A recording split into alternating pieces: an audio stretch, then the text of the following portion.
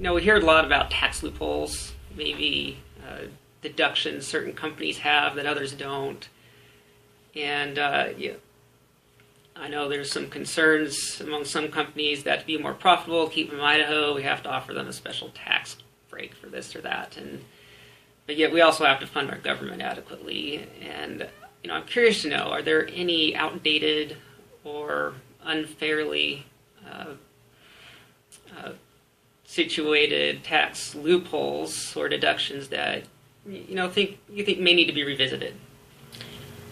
Boy, that's a great question. I can tell you a couple of things that I would like to investigate, and maybe, and we've already begun to work on one of these issues, and that's the streamlined sales tax issue. And that just means that when you order from a catalog or you order online, that you pay the 6% sales tax that is required by all of our brick and mortar businesses here in the state. Mm-hmm. So if you order something from Pottery Barn, you have to pay the 6% sales tax because we have that business here in Idaho. But if you order something from Crate and Barrel, you don't. And that it's on the books already to collect that money. We just haven't been doing it. And that, I think, would be helpful to our brick and mortar buildings and businesses here. It's a fairness issue to me. Mm-hmm. Just level the playing field. As far as tax deductions and loopholes and exemptions, I would really like to see us take a serious look at our overall tax structure and begin to examine all of those. We haven't done that. Some of those exemptions have been in place since the 1960s. They may or may not be needed now. We don't know. We haven't gone back and really taken a look at these.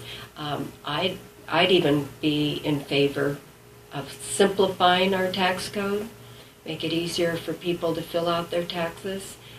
Just some kind of, there's some things that we could do there, but it's going to take some political will to do that, and we don't have that now.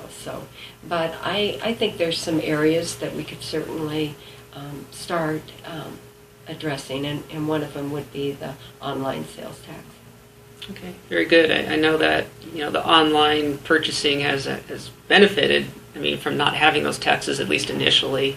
But I think at some point we do get so used to it that we've actually had a lot, like Circuit City would be a good example of a company that no longer collects sales tax for us because, let's face it, that the equipment I'm using now I bought online. Yeah. And it came here in the mail. So one point of advice, if I had to give my own opinion on something, I like the idea of putting out laws, especially loopholes and tax deductions and exemptions on a temporary basis. Maybe we're going to implement this for the next 5 years. So if it isn't needed, you won't find maybe the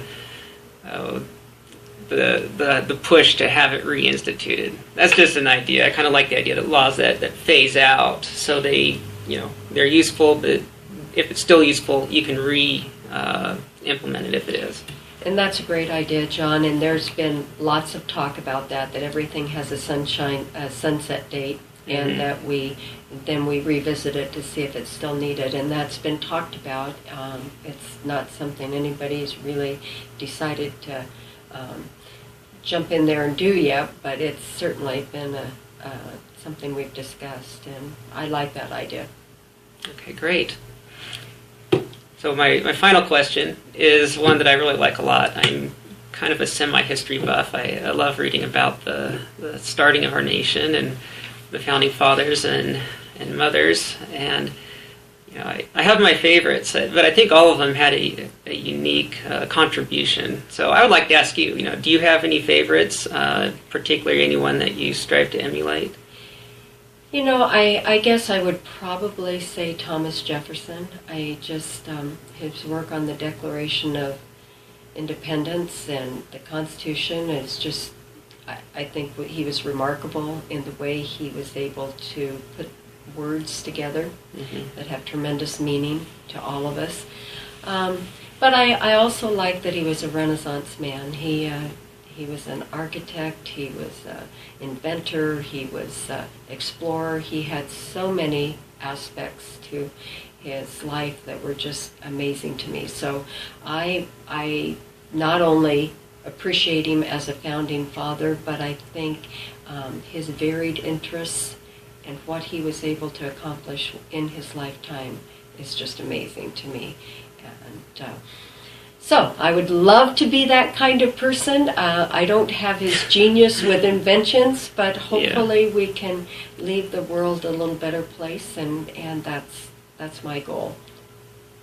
Very good. I know Jefferson was interested in biological sciences, highly, and I see that as the citizen. A good citizen should try to gain understandings in all sorts of various fields, so they can help make those better decisions, especially at the polls and in government. So I appreciate. Yeah, he just had a huge his quest for knowledge was just he was insatiable, and I think that whole learning, that whole idea that you're a lifetime learner is just so important, and we need to instill that in our children and our grandchildren to make sure that they always go just the extra mile to find out about people and about issues, and not just accept what they hear or read in the paper. Very good. Well, thank you, Senator Engelking. I have really enjoyed talking with you and getting your perspectives. John, you're amazing to do this, and I appreciate it, and appreciate your time and your energy on behalf of getting information out. Well, you're welcome. Thank you.